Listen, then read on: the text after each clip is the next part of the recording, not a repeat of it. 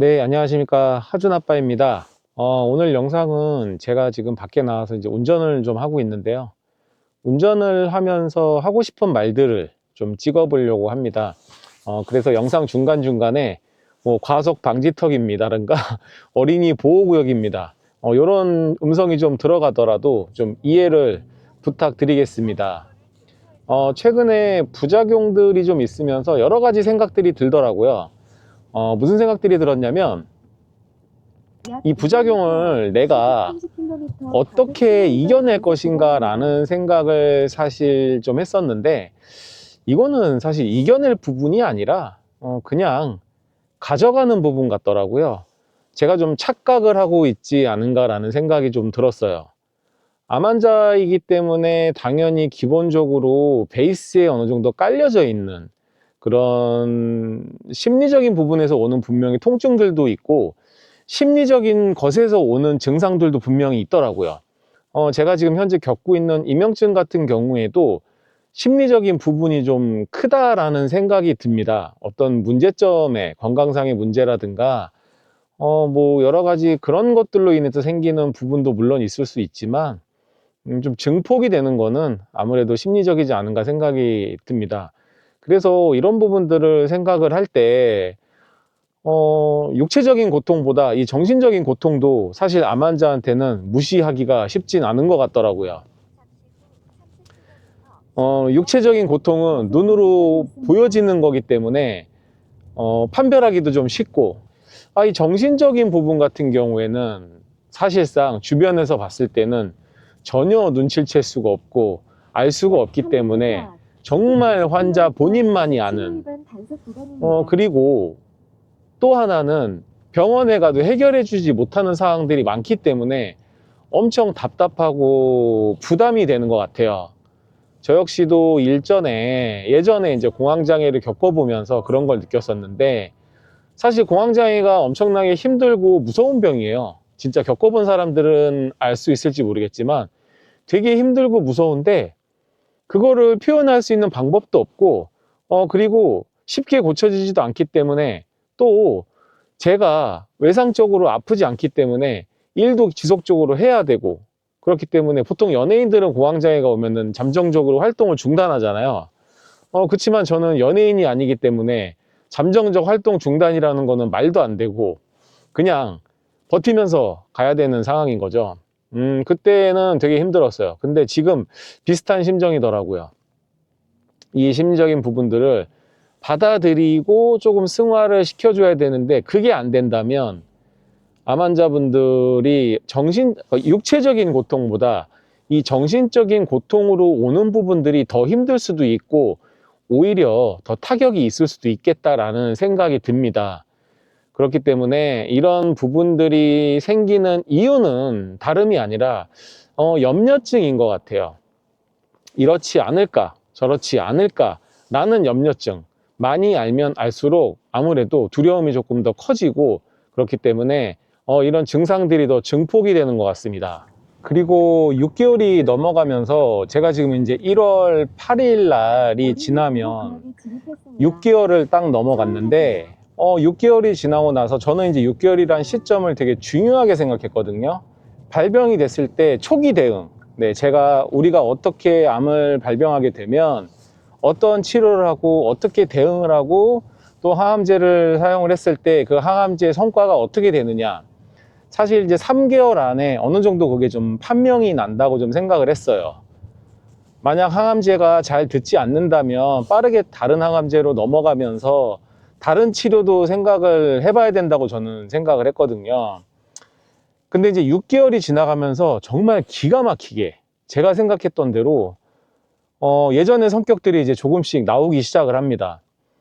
최근에 약간 몸에 화가 좀 많아지기 시작했다고 해야 될까? 그리고 스트레스들이 조금씩 쌓이기 시작했어요. 제가 위험하다고 생각했던 부분이 6개월이 지나고 나면, 분명히 6개월이라는 기간을 넘어간다는 건 어떤 치료적으로는 안정기에 들어왔다라고 생각을 하지만, 반대로 몸이 회복이 되는 순간 이 사람의 심리 자체가 예전에 버리지 못했던, 다 바뀌지 못했던 습성들이 다시 나오는 것 같아요. 여러 가지 그 안 좋은 습관들이 나오는 것 같습니다. 그래서 제가 최근에 가장 중점을 두고 있는 거는 스트레스라 관리하고, 그 다음에 기존에 이 마음을 다스려야 된다고 지속적으로 생각하고 있었던 것을 더 집중적으로 지금 다스리려고 노력을 하고 있어요. 1년에 어떻게 보면 암 환자는 새 사람으로 태어나기 위한 이 수련 과정이라고 생각을 해요.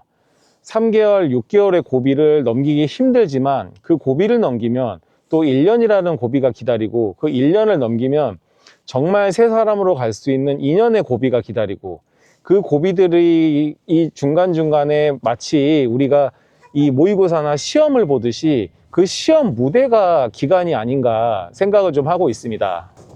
또 하나, 암 환자가 되고 나면 중요하게 생각하는 이 공부라고 해야 될까요? 지식? 우리는 의학의 정보를 너무 모르기 때문에 나중을 대비해서 의학을 공부해야 된다라는 이야기를 좀 많이 듣기는 합니다. 저 역시도 그런 생각에 일부 공감을 했기 때문에 사실 많은 공부를 하려고 노력을 했고, 물론 지금도 공부는 하고 있어요. 그런데 방향성을 바꿨어요. 일전에 영상에도 말씀드렸지만, 제가 의학 공부를 한다는 게 공부를 하면 할수록 좀 어폐가 있더라고요. 왜냐하면 내가 만약 보호자였다면 공부를 해서 어떤 그 바늘구멍 같은 확률 통계를 뚫어볼 수도 있지 않을까 생각을 했지만, 저는 환자이기 때문에 만약에 갑자기 제 상황이 돌변을 해서 제가 병원의 응급실이라든가 어떤 응급 상황이 생겼는데 그 의학적인 지식을 가지고 제가 과연 적용을 할 수 있을 것인가, 그거에 대한 좀 의문이 생기더라고요. 근데 결론은 할 수 없다였습니다. 이 암 치료의 특수성이라는 거는 사실 이 매뉴얼만으로 해결될 문제가 아닌 것 같더라고요.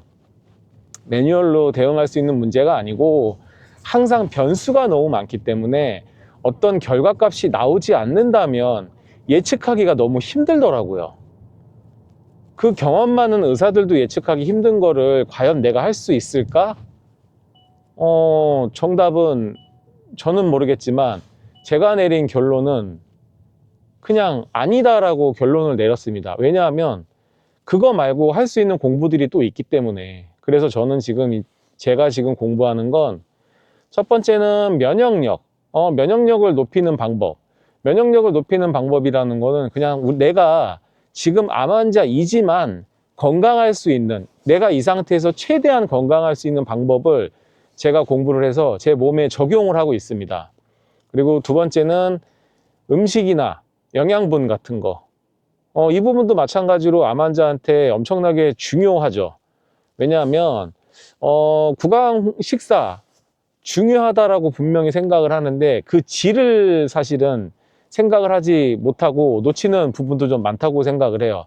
무조건적으로 먹어서 살을 찌우겠다라는 개념이 아니라 먹을 수 있다라면 질 높은 식사를 통해서 내 건강을 유지하고 회복시키는데 음식만큼 좋은 건 전 없다고 봅니다. 항상 영상을 찍으면서 이제는 좀 조심스러워지는 게, 제가 하는 유튜브는 정보 전달이 아니라 저의 생각을 가감없이 이야기하는 부분인데, 오해하셔서 이게 마치 정보 전달이라고 생각을 하셔서 그거에 반박하시는 분들이 있는데, 절대로 저는 제가 가지고 있는 지식이나 이런 부분들을 정보라고 생각을 하지 않습니다. 그냥 제 투병 과정에 대한 경험을 공유하는 것 뿐이지 혼돈하지 않으셨으면 좋겠고, 이 부분에 대해서 꼭 반박을 좀 하지 않으셨으면 좋겠어요. 제가 나중에 2년이 지나고 3년이 지나서 이 모든 자료들이 객관적인 근거로 정리가 잘 될 때는 정보 공유일 수 있겠지만, 지금은 제가 투병을 하는 과정을 공유한다는 것을 꼭 알아주시고 좋게 봐주셨으면 좋겠습니다. 오늘 영상은 여기까지고요. 영상 시청해 주셔서 항상 감사드리고요. 곧 이제 명절이 다가옵니다. 건강관리 유념하시고, 명절이 되면은 어떤 응급실이든 뭐든 여러 가지 우리 또 환우분들한테는 문제점들이 많기 때문에 관리 좀 잘 하시고, 날씨가 좀 많이 좋아졌지만 또 미세먼지가 많아져서 그것도 또 외부 활동하는데 걱정이 좀 많이 되더라고요. 저는 또 건강하고 좋은 영상으로 찾아뵐 것을 약속드리고 구독과 좋아요 부탁드리겠습니다. 다음에 또 찾아뵙겠습니다. 안녕히 계세요. 안녕.